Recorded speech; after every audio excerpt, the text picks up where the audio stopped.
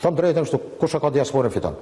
Dhe kjo është shumë e rëndësishme, sepse kontingjenti deri në 10%. Duhet piqen e pak kushtet të këtij diaspora, siç ishte diaspora për shembull në zgjedhjet e datës 28 dhjetor, që erdhën të gjithë dhe që në një farë mënyrë kishin kontribut direkt, se pastaj vota nga ambasadat, a kanë mundësi, as kanë mundësi, dikush është në punë, dikush nuk e lë dot.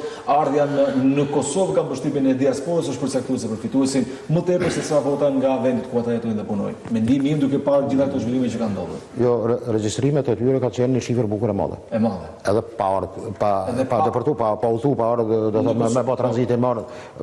Shef, ka qenë një pejorativ jashtëzakonisht i rrezikshëm që vendoi përgjithësi politika e Kosovës, sidomos forcat jashtë pushtetit, oponentë e saj, kanë bënë disa elementë të tyre.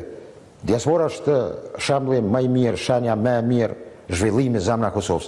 Dhe çdo pejorativ i ndryshëm me fjalë të cilat kalojnë në komike, mendoj që është gabim i madh.